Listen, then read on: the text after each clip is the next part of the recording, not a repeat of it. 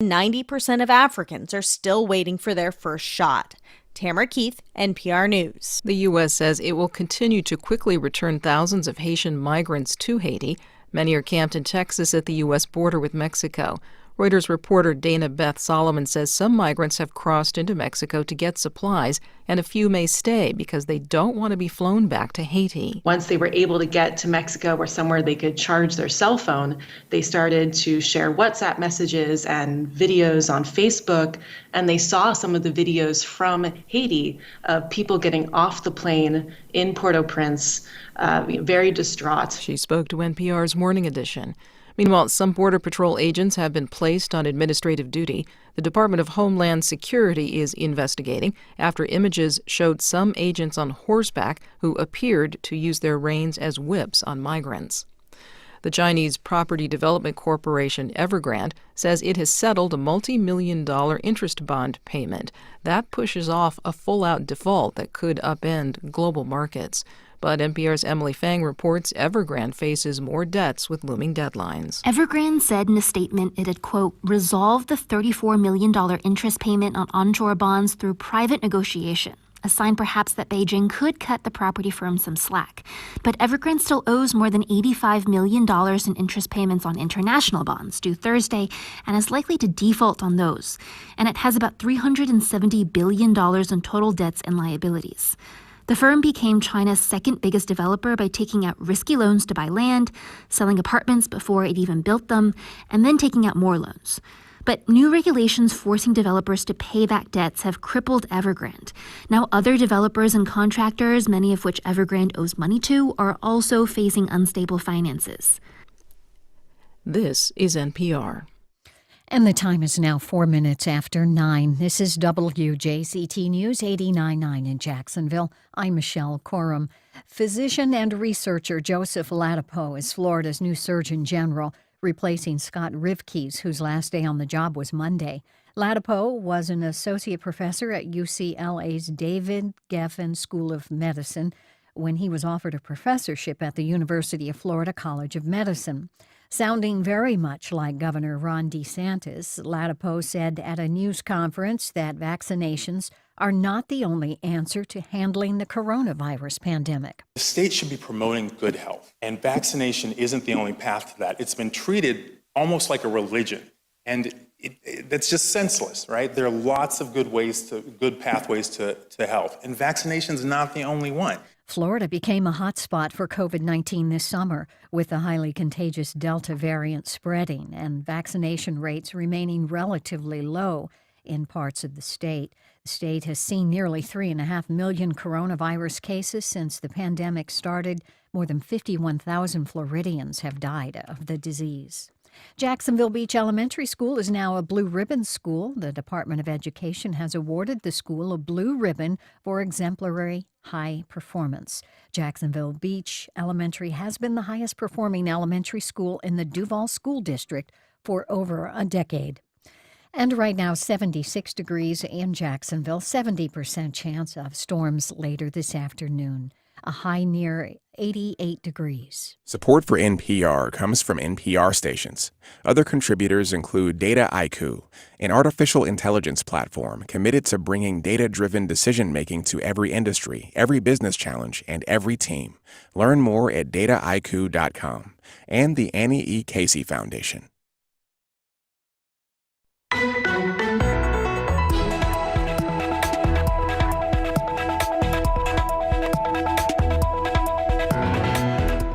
The governor appoints a controversial new top doctor for the Sunshine State. Good morning. We're live from Studio 5. I'm Melissa Ross, and this is First Coast Connect. Thanks for listening. Just ahead, the state has a new Surgeon General, but he's a physician with beliefs that many other doctors say are dangerous. Give us a call. It's 549-2937. Then later, some cities around the country are starting to talk about reparations for their Black citizens. We'll tell you what local leaders have to say about that. But first this hour, Governor Ron DeSantis has announced a new Surgeon General for Florida. He's a Harvard-trained doctor who advocates for an approach to the pandemic that emphasizes individual rights over community precautions. Dr. Joseph Ladapo is a researcher at UCLA who has expressed skepticism of vaccines to end the pandemic. Here is Ladapo talking about his beliefs.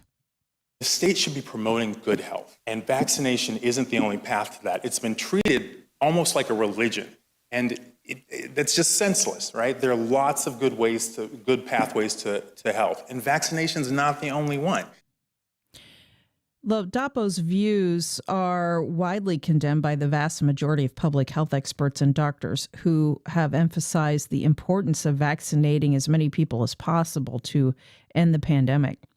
As Surgeon General, he will oversee the state's Department of Health, the lead agency on combating coronavirus.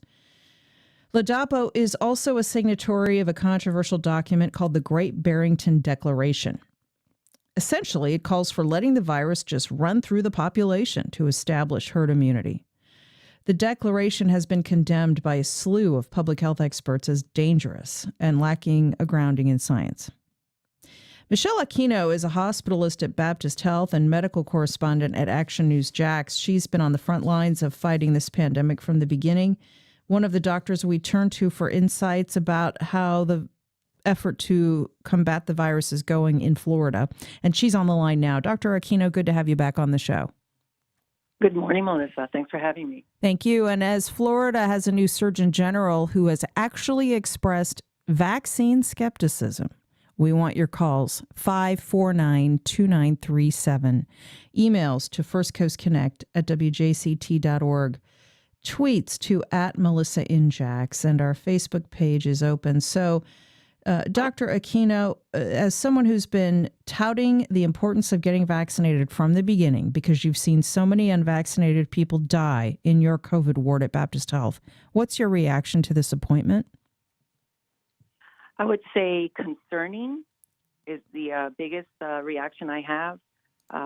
In medicine, I've been doing this long enough that one way or the other doesn't really make me freak out or get super anxious and think, oh, God, the world is ending. I mean, this is just one person's opinion, and he's coming into this position where he's going to have a big platform. And so at this point, I disagree with a lot of what he says and what he represents.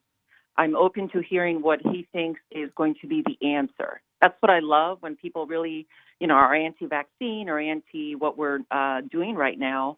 I want to hear what the answer is. How do we fix this? That's what I want to hear. Give me a real solution, and I'm open to listening. Doesn't mean I'm going to agree, but I'm open to listening. So right now, I'm skeptical, but I'm just going to kind of sit back and see what he does. It's 549-2937 to join us. 13 of Florida's 67 school districts have mandated masks. They've defied the governor on this. When it comes to vaccinations, Dr. Aquino, cities now face fines from the state if they require city employees to be vaccinated.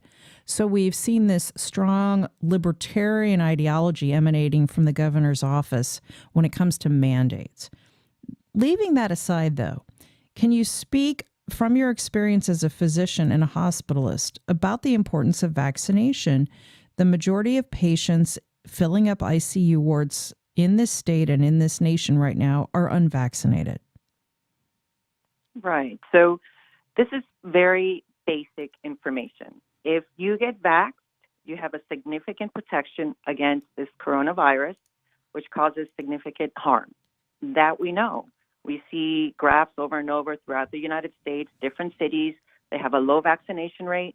They're having, a high hospitalization rate, which leads to death. We want to stop that hospitalization and death portion. And we know that vaccination decreases hospitalization, decreases death. It's been proven over and over. So for myself, as a physician who sees everyday people in the hospital, especially this third Delta wave, Melissa, this third Delta wave that we're having really has been mind-blowing, I would say. To sit at lunch with all my colleagues and we talk about the patients that we're seeing and how young they are and how a lot of them don't have any medical issues. They are otherwise younger and healthier, but they're still in the hospital. They are still sick. And we really are just kind of shrugging, shaking our heads and going, why are these people sick? They shouldn't be sick. This supposedly only gets, older people sick, immunocompromised people sick. But this third Delta wave, we're seeing so many young, otherwise healthy people sick in the hospital, some of them dying, that for me, I look at this and think, well, I mean, these people aren't vaccinated. So obviously vaccination is going to help stop this. It's going to help stop the hospitalization. It's going to help stop the death. So right now, I am convinced with my experience, vaccination is the way to go right now. And again, that's just from my experience, what I'm seeing. It's 549-2937. The appointment of Dr. Joseph Ladapo is controversial. He has touted hydroxychloroquine and ivermectin as a treatment for COVID-19. Those treatments are not sanctioned by most public health experts. Critics of this appointment say it's a slap in the face to the 50,000 Florida residents who have died from coronavirus. He is vaccine and mask skeptical. He also has appeared with other people who have spoken out about this pandemic who have credentials that are questionable at best. I think it's fair to say. And so, Dr. Aquino, you're on the front lines of this with other doctors in emergency rooms. You're not a politician. You're not an activist. But that said, public health should not be political. And as it has become politicized, that has endangered all of us. That is endangering Florida residents who have become subject to misinformation and bad advice. Right. And so I want to get your thoughts about that, because doctors have been pulled into this political arena unwillingly. Absolutely. Absolutely. And you hit, the nail on the spot. It's misinformation. I cannot tell you how many people that have been unvaccinated this last Delta wave, which, by the way, it's still not done. Our numbers are much better in the hospital, but right now our numbers are equivalent to our peak in January, if that makes sense. So we're not at near 600 patients across 4 hospitals. We're down to about 180. But again, that's still a significant amount of COVID patients in the hospital with this Delta wave. And I will tell you over and over, the most common thing I hear from patients that we're able to get them through the hospitalization and we actually are able to get them home is, I didn't know that. I didn't know what to do. I hear all this information and I just become stagnant. I don't know which way to go. I feel like I should get vaccinated, but then I hear all this other stuff. And so misinformation is killing people. Misinformation is confusing a lot of people. And so when I had this discussion with patients that we're able to send home, honestly, I've sat down with these patients. I've spent a significant amount of time Googling what vaccine did President Trump get. I've had to Google that for patients and show them, look, he was vaccinated. This is what he got. Which one did DeSantis get? I have to show them that. I showed them which one Biden got. I asked him how many of the governors and how many of the, senators are vaccinated, which I think right now it's like 100%. So I actually sit down and show these patients this information show them, listen, whoever you're listening to, you have to rethink that because all these people are vaccinated. You shouldn't be in the hospital. And then another thing I want to mention, which is interesting, DeSantis is a very big monoclonal antibody proponent. I agree with the monoclonal antibody. I am glad he has been, aggressive with putting this out there. I wish he were as aggressive with preventing COVID as treating COVID. Okay, prevention is always the first thing you want to do. You don't want to treat. You want to prevent it. Because I will tell you, as a physician in the hospital treating COVID patients, we see patients that get monoclonal antibody. Not enough. They come to the hospital sick. Okay. I will tell you, I've also seen patients that come in and tell me they're taking ivermectin and a Z-Pak. I see those patients all the time. It doesn't help them. So let's stick with the data. Let's stick with what we know. We know masks help decrease spreading COVID. We know this. We have studies to prove this. Okay. We know vaccines help decrease severe COVID. We know they help decrease hospitalization. We know they help decrease death. Let's stick with those facts.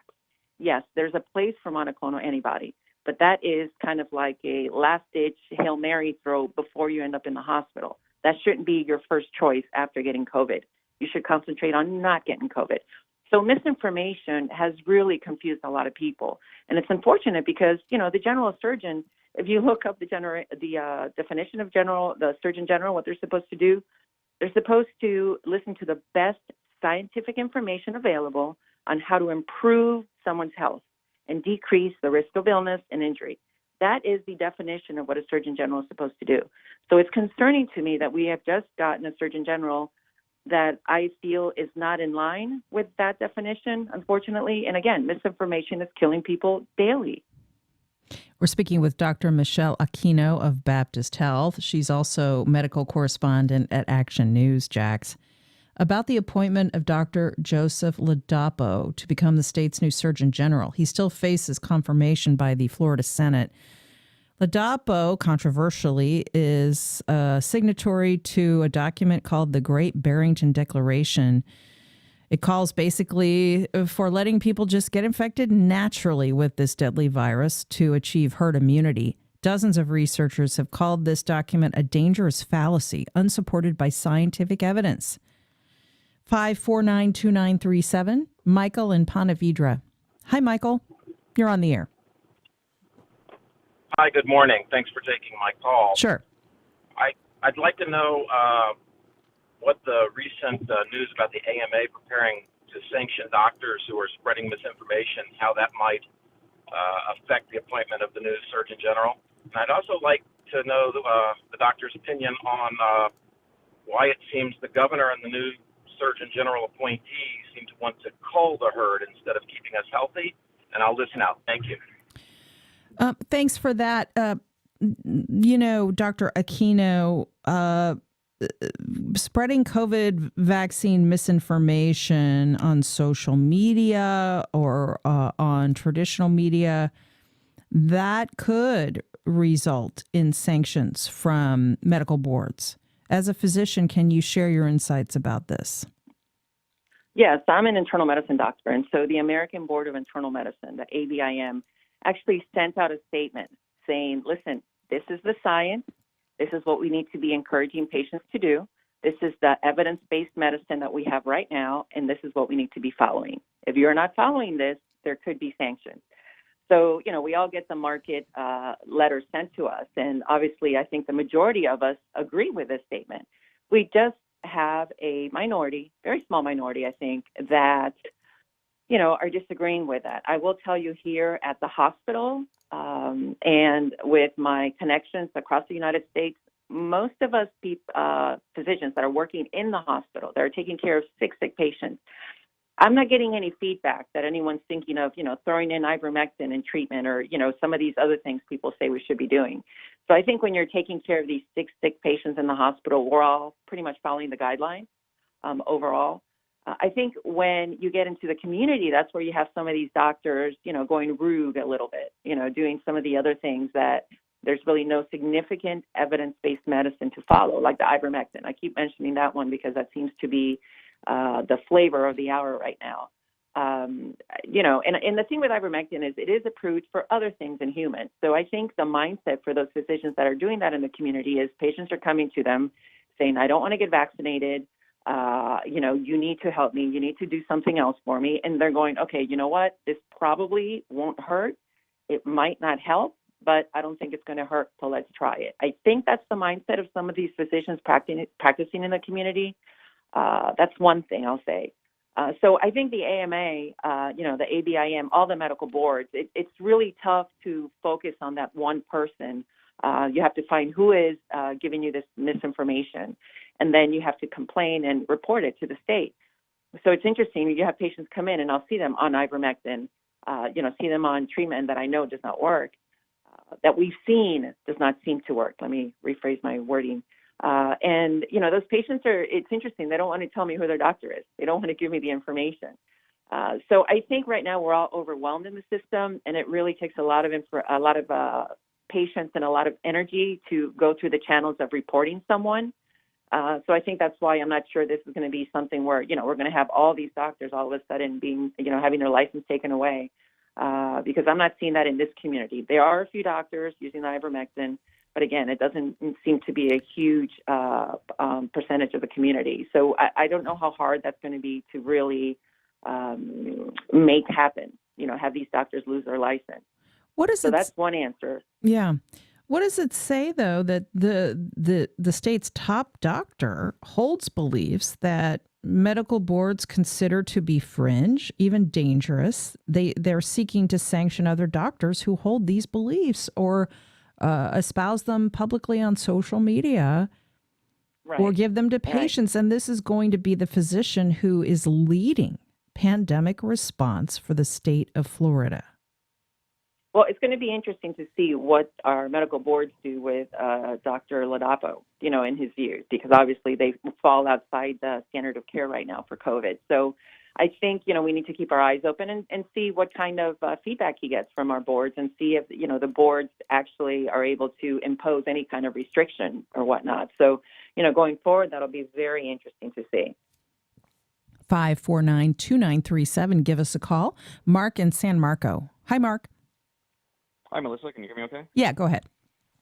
Okay. Well, hi, Melissa. Hi, Dr. Aquino. I just have a couple quick questions and I guess a point too. One is, Melissa, I don't have a lot of familiarity with Dr. Ladapo, except for some of the sound clips that you played at the beginning of the show. But he basically, what I heard during my drive was that he never said anything that, he never said anything anti-vaccine. He didn't say anything like you shouldn't get it. He just said it's not the only, response, and that we should also focus on healthy living. I don't know from what perspective, that's sort of an assailable position. What did he say there that's really wrong? Keeping in mind that Fauci, in an interview in 2019, basically said the same thing. Additionally, Melissa, I have to take a bit of an issue with how you characterize the Great Barrington Declaration. I happen to have some familiarity with it. You described it as a document that was condemned by dozens of health professionals, but you failed to mention also that it's been condoned by hundreds.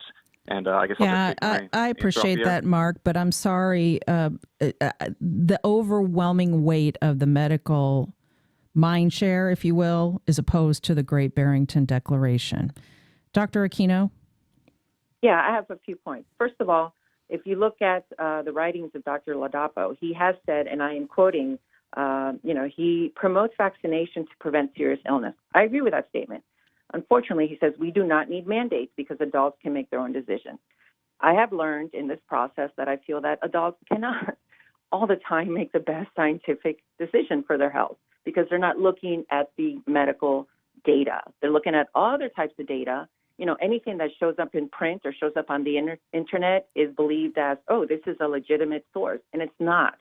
So I feel that a lot of adults that are making decisions for themselves right now are looking at data that we medical, community do not look at because we don't believe it's adequate data.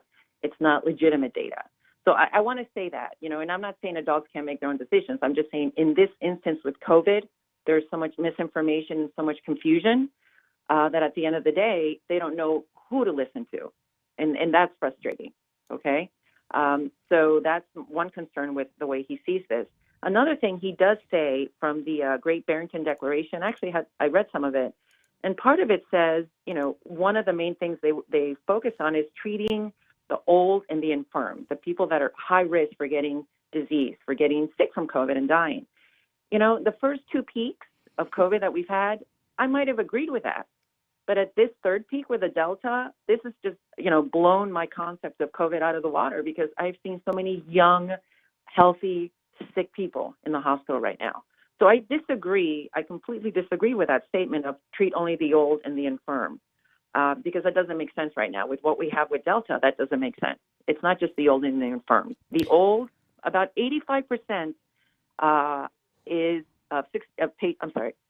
people that are 65 years and older, okay, 85% of them are fully vaccinated in the United States. So you have this virus. Where's this virus going to go if the old and the infirm are vaccinated? Well, it is going to get a few old and infirm because they're immune compromised and their immune system is so weak. But where did it go for this Delta wave? It went younger. We saw a lot of 40, 30, 20-year-olds, 19-year-olds. We saw a lot more sick this Delta wave. So the old and the infirm are not the only ones that are going to get COVID. And I want to mention something for everyone looking forward to the future. We have Delta right now causing this havoc. We still have mutations going on throughout the world. So what is the next mutation that sticks around and is even worse than Delta? What is that going to do? I don't know. And that scares me. That scares me. That keeps me up, up at night. Yeah, I mean, to be honest. if we don't reach herd immunity through vaccinations, the next variant could be even more deadly, and vaccinations could be far less effective. That's the big worry, correct? Right. Absolutely. Absolutely. And then think about it. If these viruses keep mutating, getting stronger and getting stronger, eventually all the vaccines that we're all receiving, they're just not going to function. And we're going to have to start at step one again. Right? On Facebook, Laureen writes, I really did not think public health in Florida could get any worse. I was wrong. We need for the public and elected officials to weigh in on this appointment using the evidence of what Dr. Ladapo stands for. I am so disappointed and worried about the future of public health in Florida, she says. Lots of comments on Twitter as we talk about the new appointment of the state's Surgeon General, still subject to confirmation in the Florida Senate. Here's one tweet. We were heartbroken to hear about the deaths of several Floridians in their 20s yesterday. These kids had their entire lives ahead of them, and now they are gone too soon because of COVID. This virus is taking people younger and younger. Please, we need this age group to get vaccinated. Trey in Trey in Jacksonville, you're on the air. Trey, hi. Hey, Melissa. I just wanted to comment on the fact that I think everybody's being a little disingenuous when they're talking about letting adults make decisions on vaccinations. We don't let adults make decisions on vaccinations when it comes to children and having to get a certain amount of vaccination to be able to go to school. That's a hollow excuse. Thank you for that, Trey. And, getting back to what you said a minute ago, Dr. Aquino, unfortunately, we are in such a divisive, polarized time, and misinformation has brainwashed so many Americans that they aren't capable, unfortunately, of making good decisions to preserve their health. That is where we are. People are dying needlessly and tragically, often leaving young children behind, orphaning their kids because they believe false information about the vaccine. Absolutely. And let me tell you, Melissa, there's a term that we use in medicine. It's called malignant noncompliance. That's actually a diagnosis. So someone will come in, they'll have diabetes, hypertension, they're morbidly obese, and, they're not taking their medicines. We call that malignant noncompliance. You are not following medical recommendations at, your health, at the expense of your health. You're going to do worse. And so this is, seriously, this Dr. Ladapo, he's practicing what I feel is malignant noncompliance right now. He's really saying, do not follow the evidence-based medicine. It is wrong. I disagree. And these are the other things that can help, which, by the way, I just feel like all these people that are coming out of the left and saying, or the right, or whichever side you want to say, that are coming out, the extreme anti-vaxxers, people like this, Dr. Ladapo, I want to say, listen, I hear you. I hear the frustration. I hear how our lives have changed. I understand that. I understand masks are a pain in the tush. I understand being made to do something I'm worried about. It doesn't sit well with me. I get all that, but you've got to give me a better option. You can't just, throw tomatoes at us and say, you're doing it wrong. You're doing it wrong. You're doing it wrong. This is the right way to do it. I don't see that. I don't see how that's happening. No one's giving us solutions. Right now, the only thing we know is vaccines help, definitely. Masks help, definitely. That I know. This Delta has thrown, all these theories and all these other things people have been saying out of the window. Listen, I have seen pregnant women. If you think a 19-year-old dying is sad, imagine having a 22-year-old woman who did not get vaccinated because, all the concerns and whatnot. Because she believed a myth that it affected her fertility, which is not true. Exactly. And the thing is, when you're talking about kids, having parents die from COVID, there's nothing worse than having a pregnant woman. We have to do an emergency C-section, take the baby out. The baby does okay. We hope they don't have COVID. Luckily, they get through. But then mama dies. 22, 23-year-old woman that was just pregnant. That is horrific. That should not be happening. Those are the worst days for us in the hospital. Seriously, the worst days. That happens. I go home and I cry. And I think, what is going on? That should not happen. We should be vaccinating. We need to be masking. And if someone has a better idea, they need to come up with some proof that it's going to work before we all change, what we're doing right now. I mean, those are the tools we have. Those are the tools that we know work. So always good to get your insights. Dr. Michelle Aquino, hospitalist at Baptist Health. Full disclosure, they are an underwriter here at WJCT. And she's also medical correspondent at Action News Jax. Thanks so much. Thanks, Melissa. Much more still ahead on the show later. Some news to lift up your week in our What's Good Wednesdays. But up next. Asheville, North Carolina, who is the first southern city to pass a resolution for reparations officially, has discussed some of the things that they did in order to get to the point and to the place where they were able to pass legislation in that area. Why some cities are looking at reparations for Black citizens and what the local NAACP has to say about it. That's next.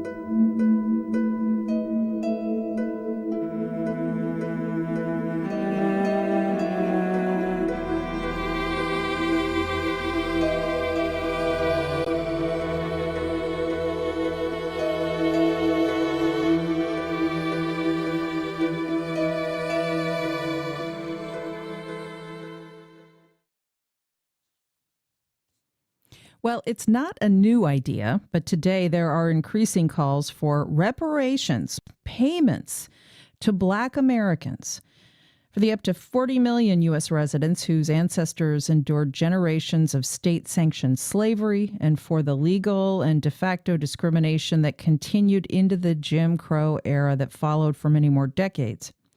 A few U.S. cities have actually decided to implement reparations programs. Jacksonville is not one of them. But local leaders say they are pressing city officials to address long-standing inequities here in the 904 in some other ways. For more on this, I spoke with Tony Brown of the local chapter of the NAACP. Here's that conversation. Tony, good to talk to you. Thanks for joining us. Thank you.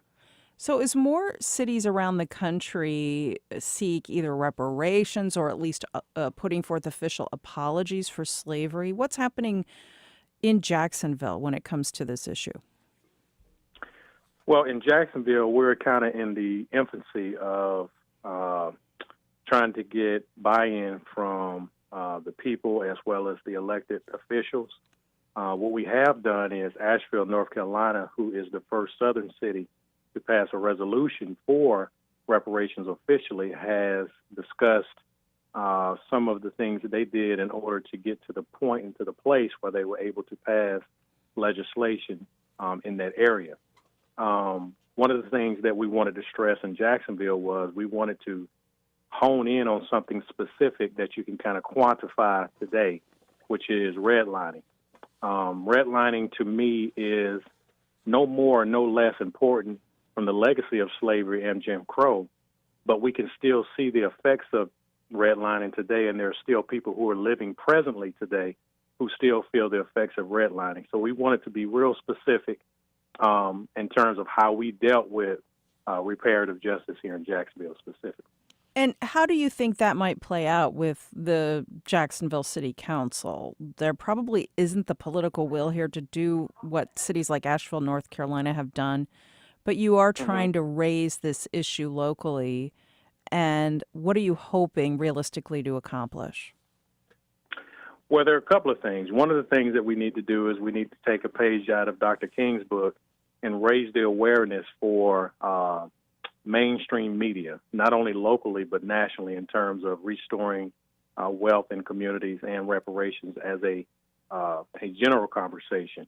But our plan here in Jacksonville is to try to consolidate all of these organizations and all of the folks who are like-minded to put pressure and to civically engage our local officials and not necessarily shame them, but let them know specifically that these communities are neglected, and they're neglected not because of a lack of working hard or they just so happen to be in a different part of the city, but there was some policy, not only from a redlining standpoint, but also promises unfulfilled because of consolidation in the 60s, as recently as the 60s, that we feel like if we can kind of redistribute some resources in those communities, we can kind of change the narrative.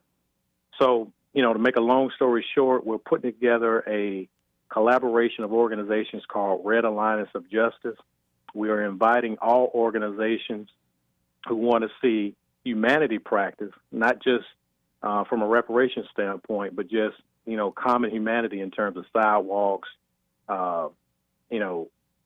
eliminating food deserts, businesses being reestablished, and just the infrastructure coming back, because there were highways and byways that were ran through these communities, and it was on purpose in terms of socially engineering these communities the way they are. So we want to put together a group of individuals to go down to City Hall and to not ask and not beg, but demand that there be a change and there be a policy for folks, man, who were in some of these red line communities.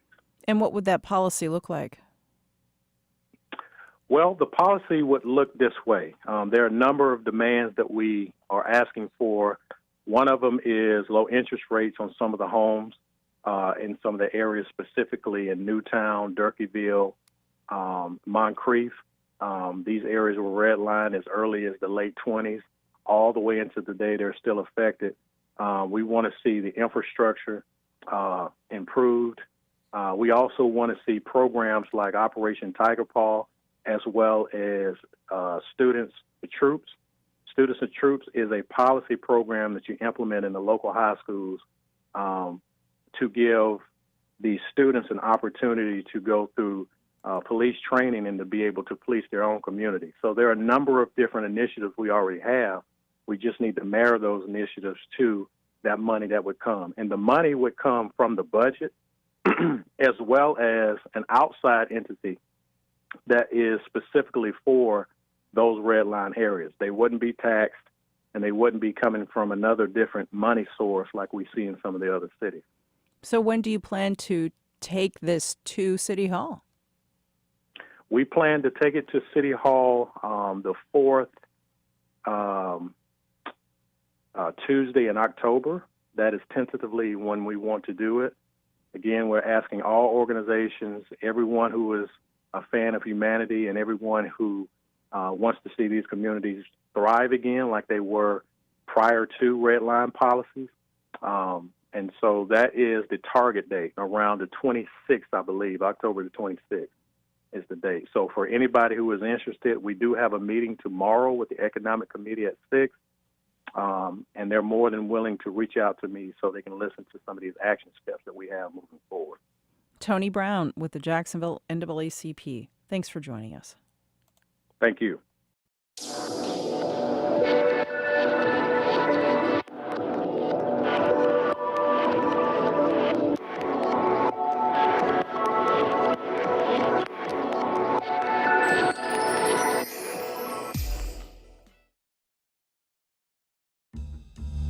For years, millions turned to their daily local paper to help them stay connected to their community. Many papers have gotten smaller, and some are gone altogether. So public radio news is growing to fill the void, and we need your help.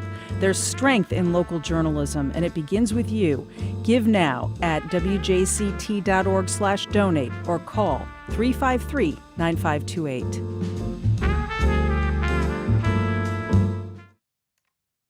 Well, Atlantic Beach-based artist Philip Bennett Walker has been really busy lately. He's got mural projects all around town, a new exhibit at the Jacksonville International Airport, and even the opening of a new shop later this week.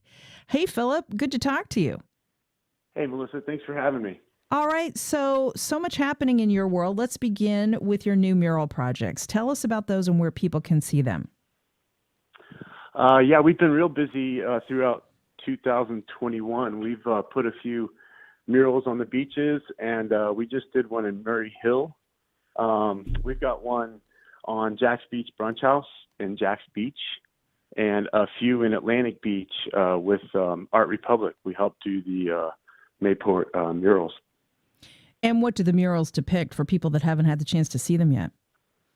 They range in style, everything from abstract to my signature style with my background striping, I've got a big pier and a couple plants and stuff like that. That's fun. And you're adding to a really robust public art tapestry across the city. What do you think public art does for our community? Definitely uplifts it.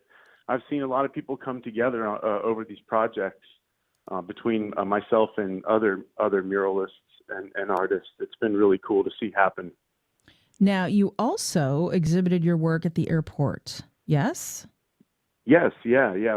We did a show from July to all the way through September 30th.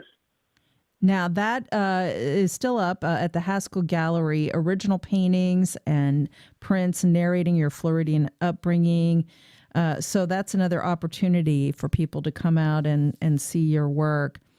All right, let's move on to the other big project in your world. You are opening up a new store, boutique and gallery with your wife this Friday. Yes. Is that right?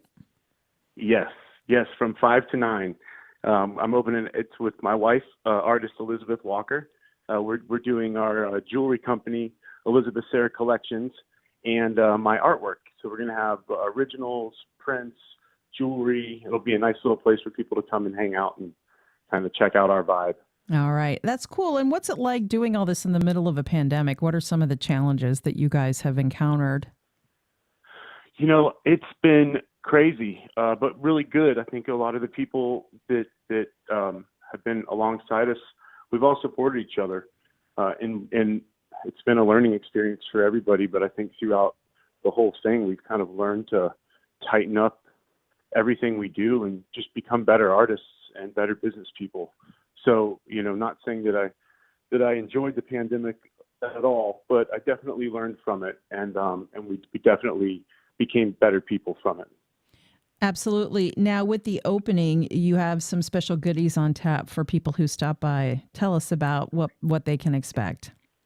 Yeah, so I made 20 prints, 2 different prints you can choose from. So the first 20 people that show up that make a purchase from our gallery, either jewelry or artwork, get one of these free signed and numbered prints. We're also going to have mixed drinks made by our purveyors of the godlike nectars at Gray Matter Distillery. So we're going to have drinks and wine and a little bit of nibbles from Alley Cakes and Royal Palm Wine and Tapas. How fun. Well, come on out Friday and meet Philip and Sarah, his artwork and the Elizabeth Sarah Collections Boutique and Gallery opening this Friday in Jacksonville Beach. Philip, have fun with it, and thanks so much for joining us. Thanks, Melissa. I appreciate it. All right. And it's artists and creators and innovators that make up a big part of our community here at WJCT News, along with newsmakers and public officials, educators, scientists. David Luckin here now. We love to feature local artists, David, local authors, local creators like Philip, because they are a big part of what makes public radio so vibrant. And we and them is what makes the fabric of this community. So we are always so happy to bring in artists and musicians and folks because they need the exposure, and we are so happy to provide it here at Public Radio, 353-9528. Give us a call now. We need your support. This is our flagship program that involves the community at every level, whether you're a listener or a newsmaker. You're on this program, and it's my favorite program here. So give us a call, 353-9528. We want your support so that we can continue to broadcast another 49 years. NPR's 50, we're 49. Next year we'll be 50. And we're into middle age. Yeah, exactly. It's just the halfway mark, 50 That's years right. And 50 to go. So give us a call now. Support this program. You listen every morning. Maybe you've called in and asked questions. Now it's your turn to call in and share some of the wealth. 353-9528. And if you can't afford it, we totally understand. These are extraordinary times for a lot of people. We want you to just sit back and enjoy and listen to the program. That's right. If you're someone who can't afford to donate, keep listening. If you're someone who can afford to donate, you're donating for the whole community, for people that can't afford to pay for this public service. But we are sweetening the deal, folks. All donations received this month will be entered to win our drawing. 2 lucky people will receive a pair of tickets to see Hamilton live at the Times Union Center in Jacksonville. In addition to that, FSCJ Artist Series has provided us with some Hamilton gift bags for the lucky winners.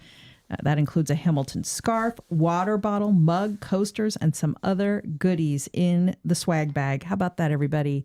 That's a great incentive. So make the call now. Get entered into our Hamilton drawing, 353-9528. We will also, if you sustain us at $10 a month, which we love, we'll gift you with either a Public Radio Nerd t-shirt or WJCT branded socks. They're very popular, I have to tell you. If you support us at the amount of $12.50 a month, we're going to send you both the t-shirt and the socks. So, David, think about it. You could win Hamilton tickets and WJCT swag, and you have bragging rights, and you become part of our community of sustainers and listeners. And I have to say, I talk to people every day, and they are just the most amazing people around, the people that listen to and support this public radio station. They're just a great community. All right, you convinced me. I'm going to leave now and go pledge. No, luckily, Melissa and I are both sustainers, so our money comes in every month right from our... We're two of those cool people. That's right. It's easy that way. $10 a month. If you're at $10 a month now, maybe you'd like to increase it to $15 a month, or maybe you'd like to do just a one-time gift just to get you in the drawing for Hamilton. That would be great, too. Whether it's $5 or $500, we will accept your pledge because we need the money because we pay over $600,000 for the programming for radio here.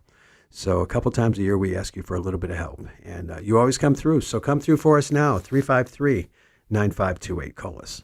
Give us a call. You can also text in your donation to News 899 to the number 44321.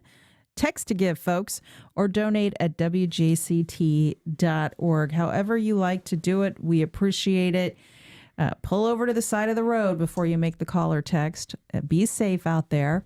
But again, the number to be entered into our Hamilton tickets drawing, 353-9528. No amount too large or too small, by the way. Donate what you can afford to donate. You won't get a deal like that anywhere else in town, I can tell you that. We are unique here on the First Coast. So support public radio on this first day of fall. Let's enter into fall with a nice, cool blast of donations. 353-9528 or online at WJCT.org or text in your donation. News 899 to the code 44321. In a moment, we have some good news and notes for your Wednesday. That's coming up next.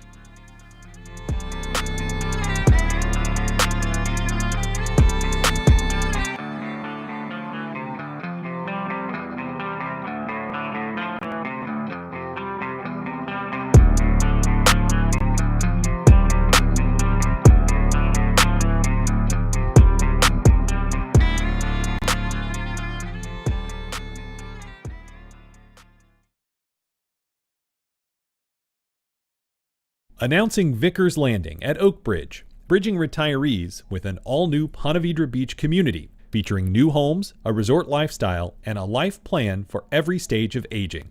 Information at vickerslanding.com.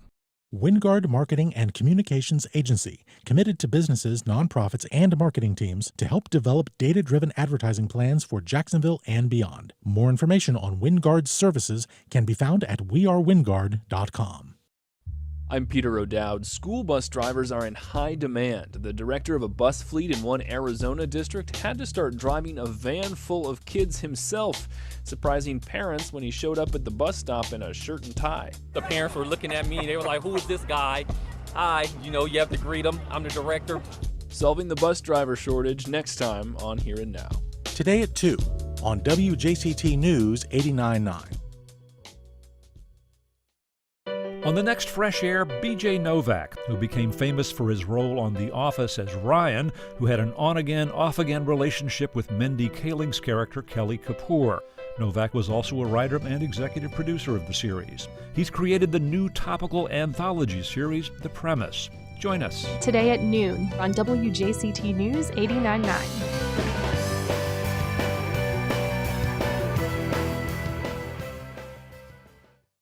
More More than 18 million Americans are signed up to MLMs, multi-level marketing companies. They sell products through individual distributors and offer anything from life coaching to makeup. It has its boosters and successes, but what of the many claims that MLMs are home to an underworld of predatory tactics where most lose out? That story next time on 1A. Today, starting at 10 on WJCT News 89.9.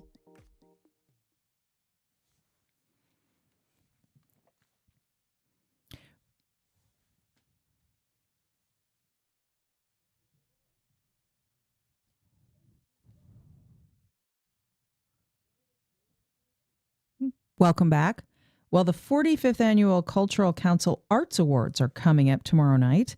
And just as they did last year, this is going to be a virtual affair, one that honors the top artists and influencers in town. I got a preview from their CEO, Diana Donovan. This year, we are virtual as well. So ByStar is our title sponsor. So we're so grateful to them as a corporate sponsor who really understands the quality of life of Jacksonville and its success being predicated on the emphasis of arts and culture. So it's ByStar as our title sponsor for the 45th Annual Virtual Arts Awards on September 23rd. And we have presenting sponsors also supporting. It'll be sponsored by and produced by PRI Productions. We also have another presenting sponsor, PNC Bank, as well as Florida Blue.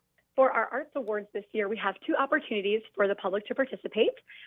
We have a VIP celebration box, and these are a limited edition series.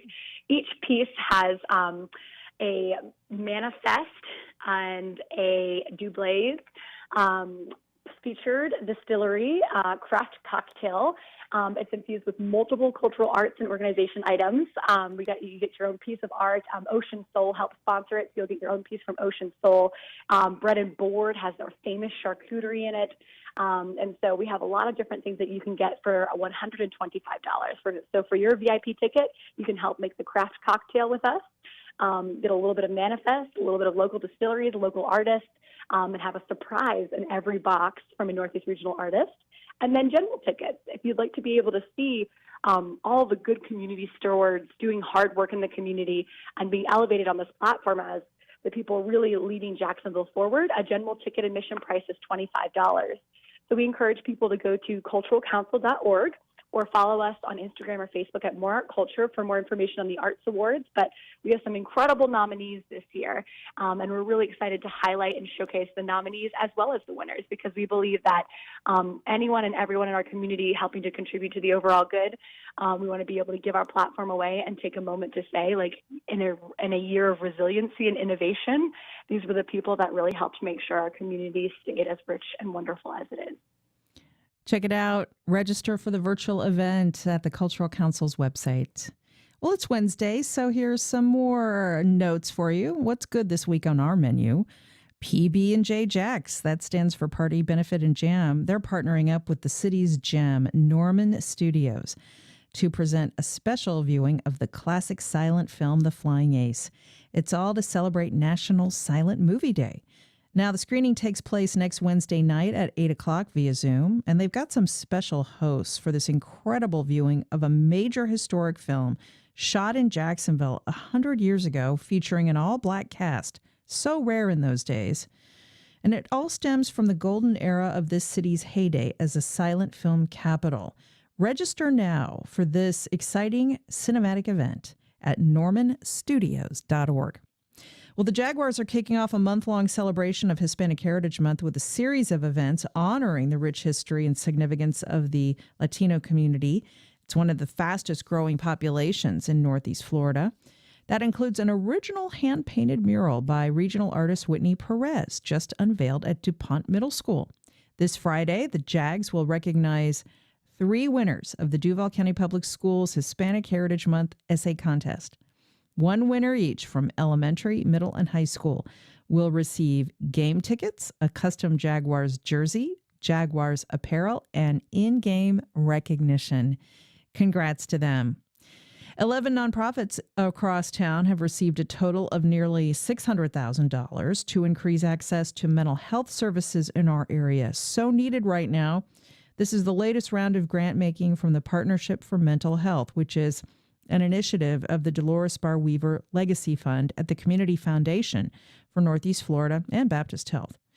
Grant applications for the latest round of funding are being accepted now. The application deadline is November 15th. There's about $100,000 remaining in the Partnership for Mental Health Fund. Priority for this final round of grants will be given to small and mid-sized organizations, and grants will be $10,000 or less. So check that out at the Community Foundation, because certainly in this pandemic and in these extraordinary times, mental health services have become more important than ever. And thanks so much for listening. I'm Melissa Ross. This is First Coast Connect. Thanks also to Senior Producer Heather Schatz, Director Josh Torres, Associate Producer Catherine Hobbs, and Editorial Director Jessica Palumbo. Keep your emails coming. Send them to firstcoastconnect@wjct.org. Catch our podcast up later today on all platforms. We'll be back at 9 a.m. tomorrow. Be safe, everyone. Have a great day.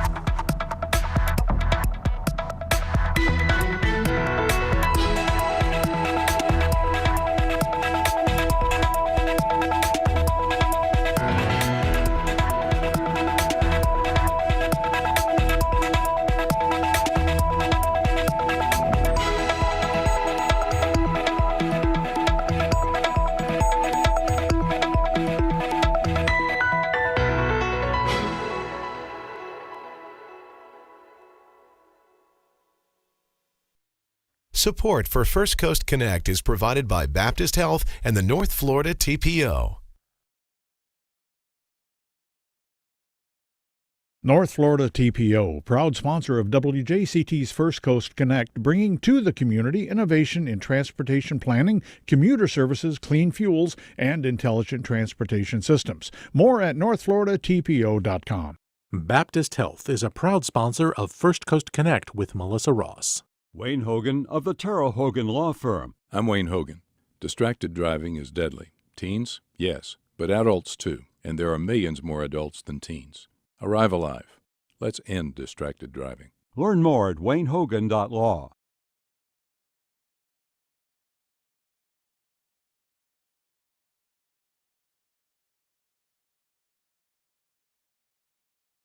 This is WJCT News 89.9 Jacksonville.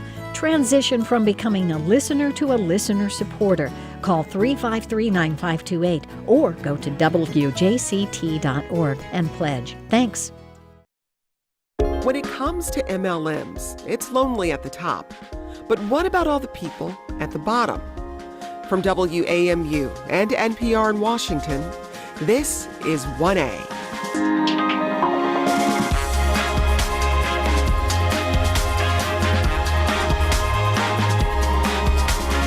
Hi, I'm Jen White. Today on 1A, multi-level marketing. If you're on Facebook or any other form of social media, you're likely no stranger to acquaintances reaching out about exciting business opportunities. But behind the promises of making your own hours and getting rich quick is the multi-billion-dollar multi-level marketing industry. It's a practice that's been around for decades, but a new documentary shines a light on some of the shady practices. We'll talk about how they work and how they're legal, and we'll share your stories. Have you taken part in one? Email us at 1a@wamu.org. Live from NPR News in Washington, I'm Corva Coleman. President Biden is poised to announce the U.S. will buy 500 million COVID-19 vaccines from drug maker Pfizer and then donate them to developing nations. Biden will make the announcement today at a virtual World Summit on the pandemic. The House has passed a bill that would avert a partial government shutdown and suspend the federal debt limit. NPR's Giles Snyder says the legislation is now heading to the Senate. The House vote was strictly along party lines. 220 Democrats voted for it, 211 Republicans against it. They say it amounts to giving Democrats a blank check at a time when Democrats are seeking $3.5 trillion for President Biden's social spending agenda. The bill is heading for a showdown in the Senate, where Republicans are opposed, despite the risk of a crisis. NPR's Giles Snyder reporting. The British government is considering a proposal to open the country's first deep coal mine in 3 decades. But as NPR's Frank Langfitt reports from London, the mine is a potential embarrassment for Prime Minister Boris Johnson, who is hosting the UN's annual climate summit in November. The mine would operate in the northwest of England and produce coking coal to make steel, while providing about 500 jobs to the area. Local authorities approved the plan last year, but the British government has stepped in and is holding public hearings on whether to grant final approval. The company, West Cumbria Mining, says it will offset emissions with carbon credits. Friends of the Earth, which opposes the mine, calls the plan greenwashing and says, given the scientific warnings about the pace of climate change, quote, it beggars belief that the UK is still considering plans for a new coal mine. Hearings on the mine proposal conclude next month, after which the government will make a decision. Frank Langfitt, NPR News, London. This comes as China announced it will no longer finance coal-fired power plants in other nations. Stocks open higher this morning as investors watch for news from the latest Federal Reserve policy meeting. NPR's Scott Horsley reports the Dow Jones Industrial Average jumped about 340 points in early trading. The Federal Reserve is expected to leave interest rates unchanged, near zero, but the central bank may offer some guidance today about the timing of future rate increases, as well as when it might start scaling back the big bond purchases the Fed launched early during the pandemic in an effort to prop up the economy. Fed policymakers will also update their forecast for inflation and economic growth. Financial markets around the world breathed at least a temporary sigh of relief when Chinese property developer Evergrande announced, after negotiations with lenders, it will make an interest payment due tomorrow.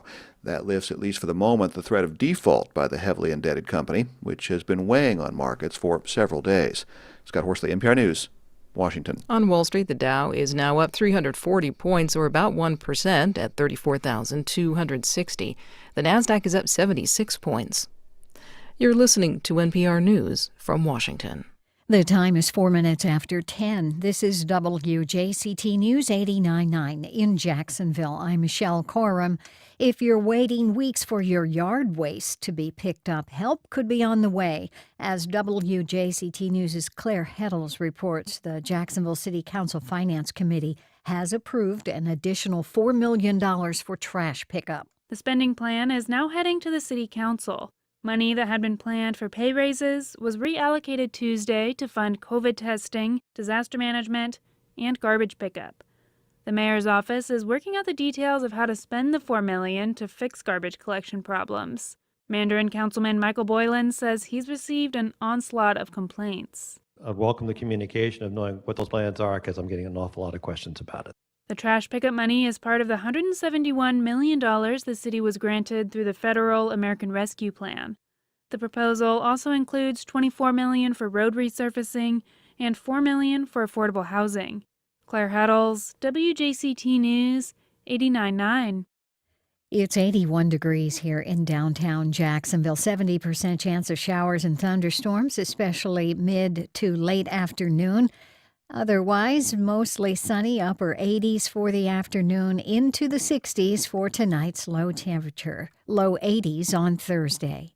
This is WJCT News 89.9.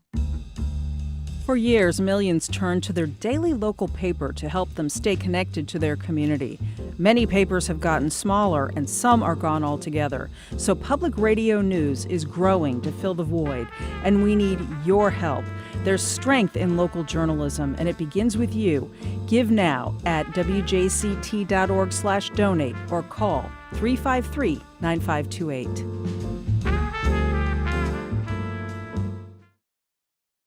He was bigger than boxing. Muhammad Ali was the most important man in the world. He was larger than life. His magnetism just was amazing. Who is this guy? He was a revolutionary. He was a groundbreaker. What are they going to say about that now, huh? Ken Burns captures an intimate story of victory, defeat, and determination. The price of freedom comes high. I have paid, but I am free.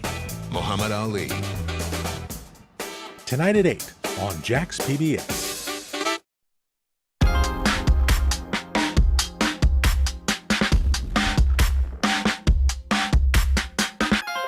This is 1A. I'm Jen White in Washington.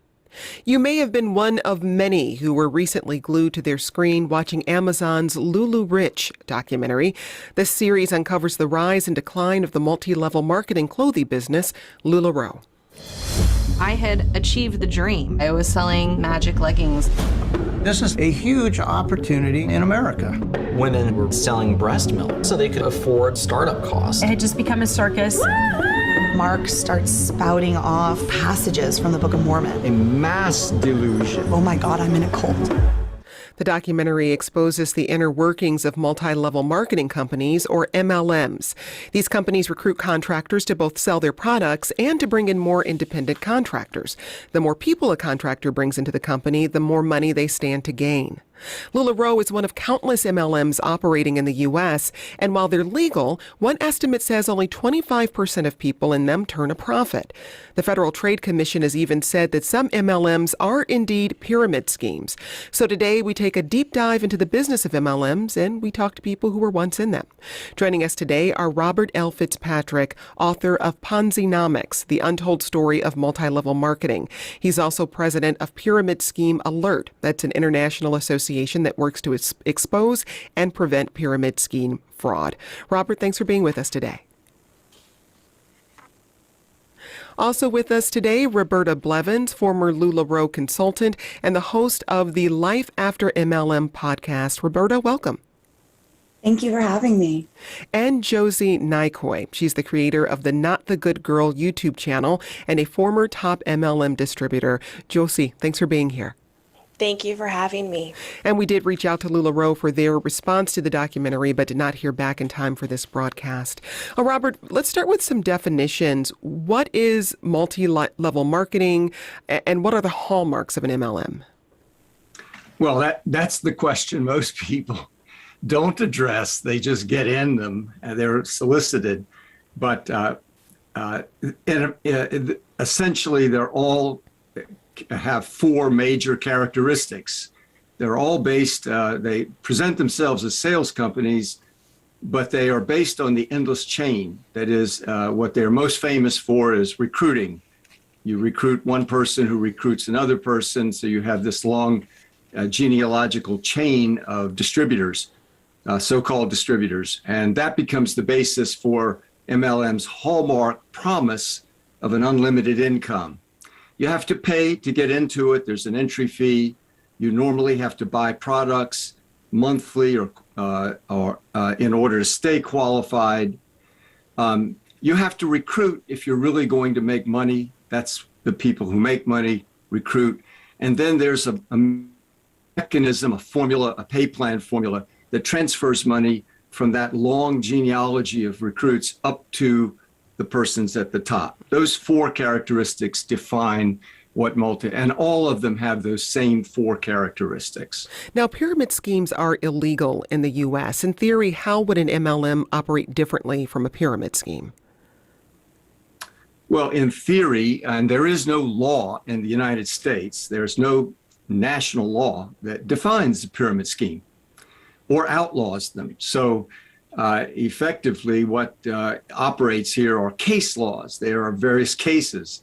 And under these case laws, the trade regulators have sort of constructed a theory or theoretical model in which an endless chain operation could be legal.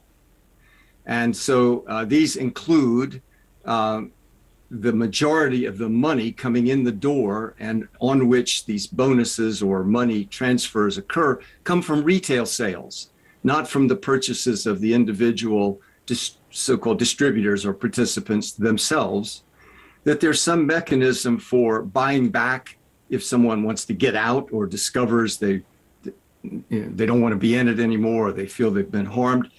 And third, some disclosure occurring in which people really do understand what the odds are, what the mechanism is, how they would make money, how many have ever made money or not made money. If there's adequate disclosure, there's buyback, and the money is coming from the government currently, theoretically, as a policy, says that would be legal.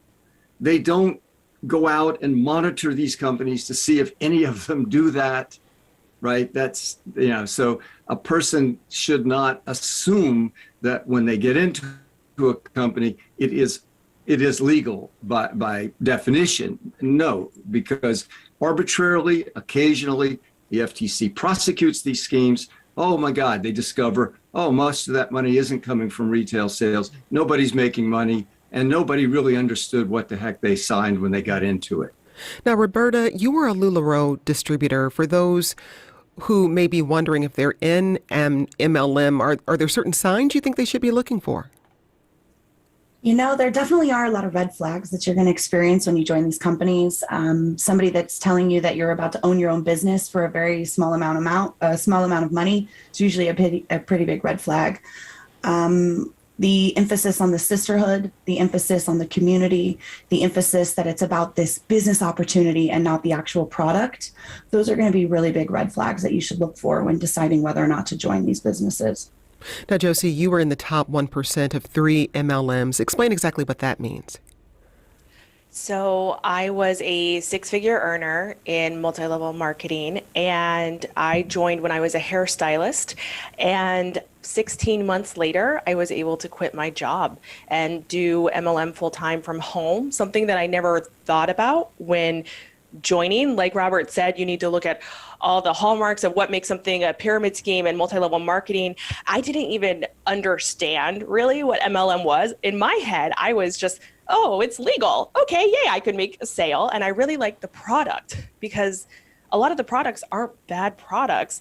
They're good, just like other non-MLM products. And that's what gets people in a lot of the times. And then the sisterhood and everything else, it kind of goes from there. So I just started just to join, and it kind of took off. In the beginning, it wasn't about recruitment, or I didn't want to recruit, I just needed a little bit of money to help me pay off some medical debt. And did the 3 MLMs you participated in, did they operate essentially the same, or were there some differences between them? In multi-level marketing, you have 2 compensation structures, and that's a binary and a unilevel compensation plan. And that sounds really confusing, and it should, because that's by design. And so I was in a binary and unilevel. And they were all different companies. One was a popular health and wellness company. We sold protein shakes and workout DVDs. And then one was a wine company, subscription wine service. I wasn't in it for very long. I don't even drink that often. So, And then the other one was a skincare and cosmetics company. And that was my last company. Roberta, what does it really mean to be an MLM retailer? Are you technically an independent contractor or something else? Yeah, so they tout that you're going to own your own business, but technically when it comes to the taxes, you are a 1099 contract, worker, basically. They're not giving you any benefits. You're not getting any hourly wages, any guaranteed pay at all. Really, you're just sort of stuck with what you make at the end of the year and hope that you planned if you did well. And is the company able to terminate you even if you're an independent contractor? Absolutely. Absolutely. They have a very, very long list of policies and procedures, mostly because, like Robert says, that's how that they're protected in instances of pyramid scheme allegations. And so their compliance and policies and procedures are usually very, very detailed. And so there's all kinds of things that you can be terminated for. I've seen people terminated for using the wrong colors and the wrong fonts. So it really just depends on who you are in the organization and whether or not you actually will be terminated if you do break policies and procedures. Now, we dug through some financial disclosure statements for some of the biggest MLMs. For hair care company Monat, 92% of the sales force made an average of $161 of annual earnings in 2020. In Mary Kay's 2019 Canadian income disclosure, 83% of their sales force earned nothing for the year. And in Amway's 2020 financial disclosure, 37% of all independent business owners reported no sales. Robert, how typical are these numbers for MLMs? Well, they're almost universal. I've looked at hundreds, literally hundreds of MLMs, testified in cases of court cases of over 30 of them.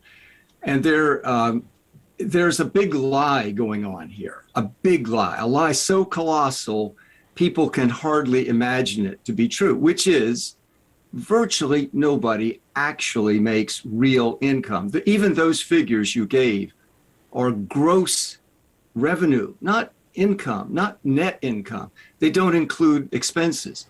They are a one-year snapshot, but these schemes are churning thousands and thousands of people every year.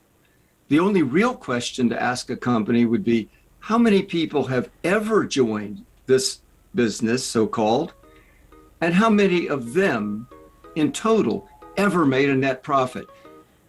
My experience is that it's far, far less than 1%. And even the FTC says most people who join legitimate MLMs make little or no money. We're talking about the MLM industry with Robert L. Fitzpatrick, author of Ponzi-nomics, Roberta Blevins, host of the Life After MLM podcast, and Josie Nykoy, creator of the Not the Good Girl YouTube channel. She's a former top percent MLM distributor. We're also hearing from you. Heather posted on Facebook, I sold LuLaRoe very early on and left when they started pushing the pyramid element. At the beginning, they had a fun, quality product that people loved, but they turned their focus into building the levels, and it became more about recruiting new people than it was about the product. You can share your story with us. Email us at 1a@wamu.org, tweet us at 1a, or leave a message on our Facebook page. I'm Jen White, back with more in a moment. This is 1A from WAMU and NPR.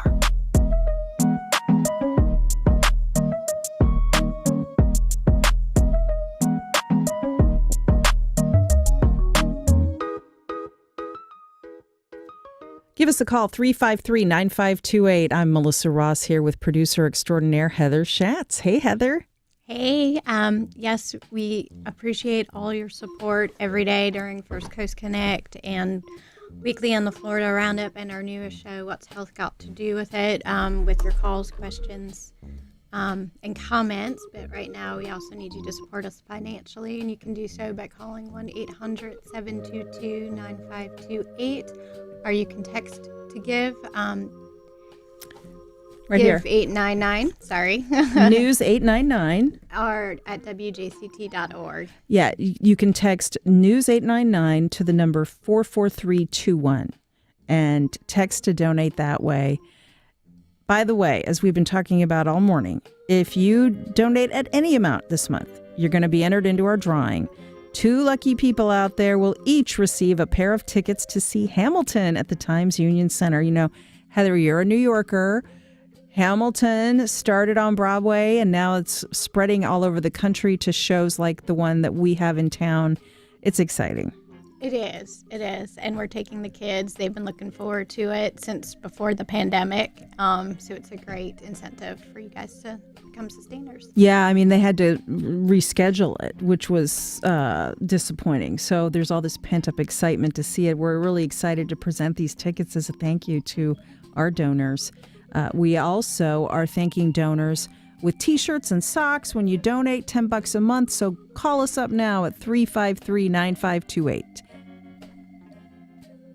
Support for NPR comes from this station and from Atlassian, makers of teamwork software like Jira, Confluence, and Trello, committed to moving work forward for millions of people, thousands of teams, and hundreds of the Fortune 500. Atlassian.com.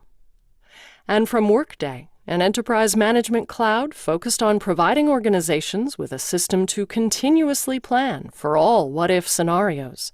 Workday, the finance, HR, and planning system for a changing world.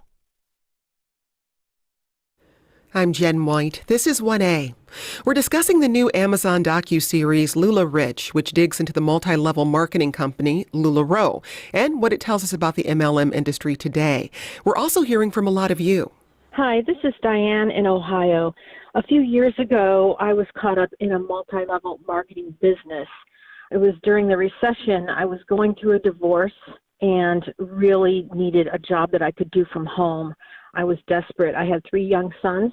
I was recruited to sell nutritional products for a multi-level marketing company, and I even sold my dining room table and chairs in order to go to a convention, which I was convinced would help me sell more products.